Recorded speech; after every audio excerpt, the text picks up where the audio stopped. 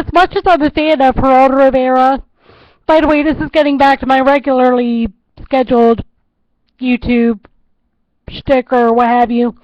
As much as I'm a fan of Geraldo Rivera, I absolutely have to disagree with him about whatever his name is, Incognito. I think it's Robert Incognito.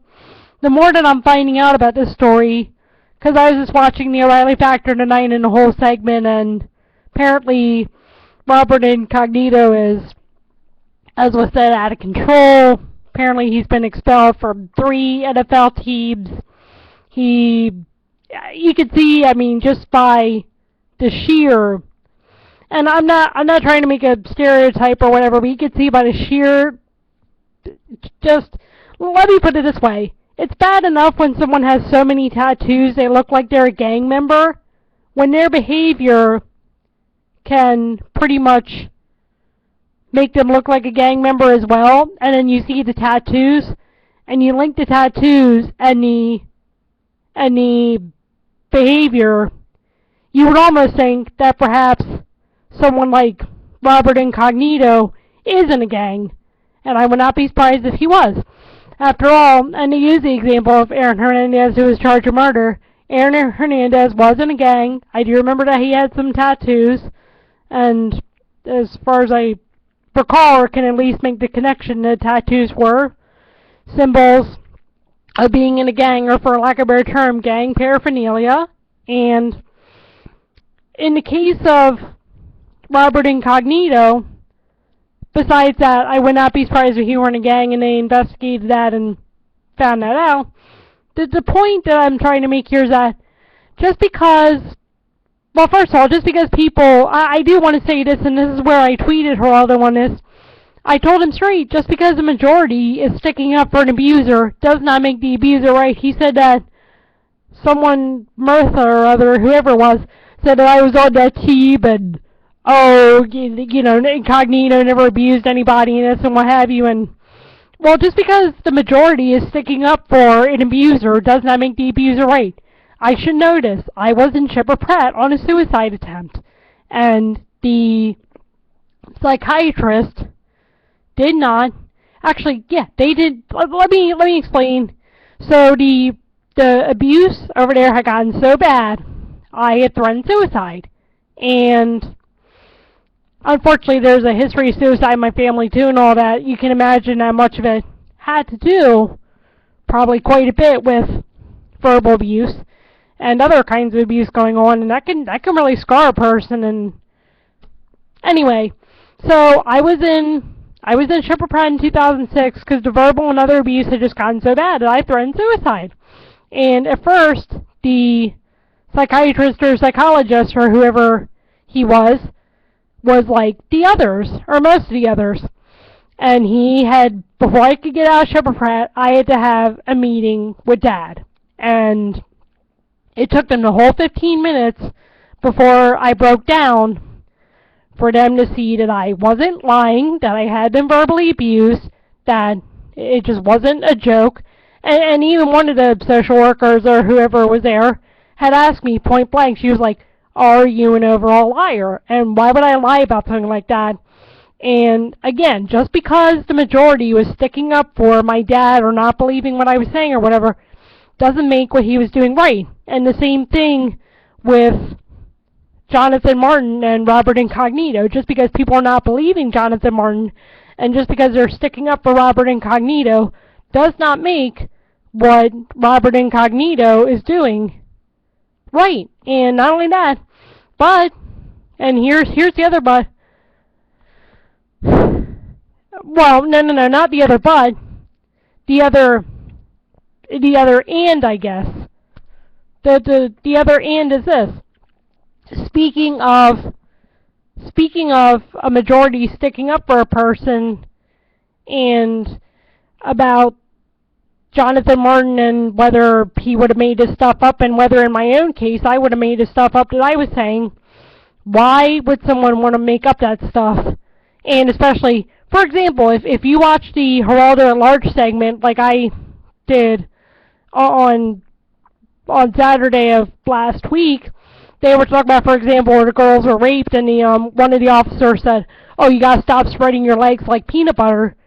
So why would a girl make up that she was raped, especially when rape still has a stigma around it, and she would get comments like that? In the same way, why would Jonathan Martin make up that he was being called the N-word and being bullied, and why would the girl that Robert Incognito sexually battered? Okay, by the way, assault means threat. Battered means the actual violent action. So why would this girl make up that she was sexually battered with a golf club if she was, as was the girl in the rape case mentioned last week, why would she make up that, she was getting sexually battered if she knew that she could well get comments like, well, if you kept your legs closed or whatever? People don't make up. I mean, there are a few exceptions. Unfortunately, people, for example, there are the, forget her name, Tawanya Brawley or whatever it is, and Casey Anthony, and people who make up stuff like, oh, I was this and this and this and that, and then real victims of battering and other kind of abuse, unfortunately, do not get hurt. But most people who say, okay, I've been raped, or I've been sexually battered, or okay, I've been called the N-word or whatever, or I've been abused in other ways, they're not going to make that kind of stuff up, especially when they know they're not going to be believed, or when they're going to get nasty comments like, there's no crying in football, which is a comment that Geraldo used. And I can read you some of the comments on his Facebook page, frankly comments that I agree with, because the comments were just, for lack of a better term, exactly right, or dead on. And, for example, he had said, let's see, isn't it strange how they've hyped up Miami Dolphin bullying story, there's no crying in football, and some of the comments that got response to that. Okay, for example, one of the comments was, I am shocked you would say such a thing. You can never know how he was feeling inside. He reportedly was threatened with the words, I will kill you. And that also, by the way, reminds me of an incident where my dad had made a really bad joke. We had asked him what some recycling bins were for, and he had said, for the bodies. And, he says, oh, it's a joke and all that. Hey, you know what? Verbal abusers do that a lot. They'll make jokes, or they'll just say, oh, I was kidding, or oh, you're taking it too seriously, or so then they'll try to diminish how you feel, and they'll try to diminish what they're doing to you. And it's the same thing when these people stick up for the abuser, and like Geraldo saying, isn't it strange how they piped up? I'm sorry, but in cases of abuse, the fact that there's any abuse going on should be hyped up. There is no excuse for anyone to bully anyone. As someone said here, someone said, and she said, okay, this is it. This type of behavior is never acceptable in any setting. And another good comment. Someone said, let's see. Okay, because Geraldo said, isn't it strange? Da-da-da-da-da. And then someone replies. Someone said, where is it? Oy vey. I'm trying to find it. It was here. Okay, here we go. She said, yeah, and there shouldn't be any suicide in bullying either. But it happens, Geraldo, right? I don't recall any reports of Martin crying over this crap, but reached his breaking point of being fed up. Would you rather he got really pissed and showed up at practice with a gun and shot Incognito in the head over his treatment? And the point that she was making there, that a lot of people who do get bullied, they reach that point where they want to do something. Remember in my case that it was suicide. Remember in the cases of a lot of my family,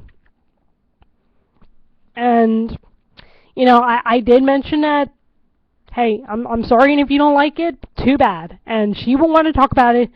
My aunt was driven to suicide because of some of the way that she has been bullied in our family.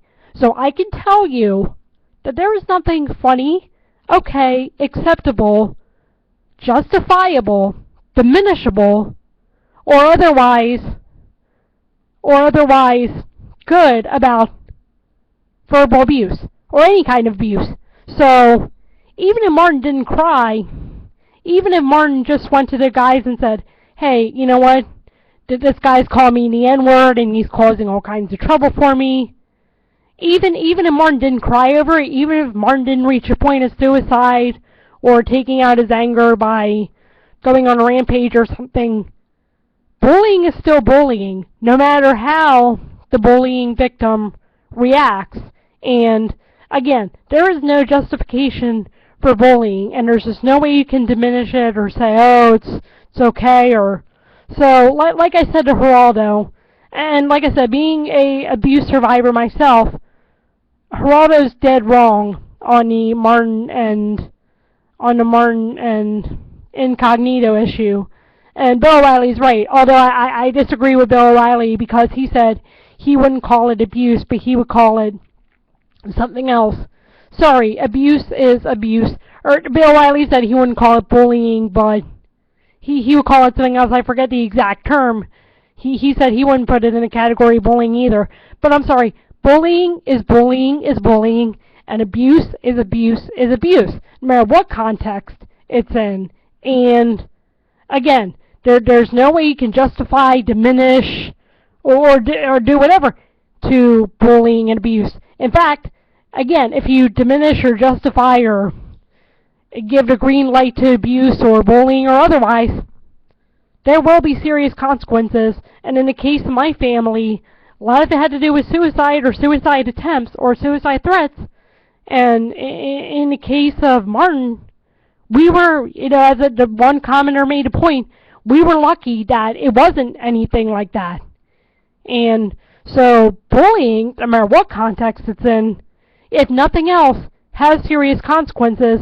And even, I was talking about one of my own relatives today who had, I guess, for lack of a better term, in a sense, if nothing else, in a lot of ways, she'd been bullied, she'd been hurt, and so she hurt people. And as the old saying goes, hurt people, and it's a vicious cycle. And again, bullying has consequences. And what else can I say? I hope I made my point. I hope that people get that there's no excuse for bullying. I hope that people learn that just because a majority is sticking up for or defending a bully, that does not make the bullying right. And so, and even this one guy made this racist as heck comment. All the Dolphins are saying that Incognito is more black than Martin. He's not a racist, and they want him on the team, not Martin. Again, when you say comments like that, or when you join into bullying, or when you diminish what the person is going through, again, just because people are sticking up for the bully does not make the bully right. And I think I said enough. I think you get the point by now. I think that, like I said, my own life and a lot of what's going on in my family has been an example of that. And I just think I'll leave what I've said at that.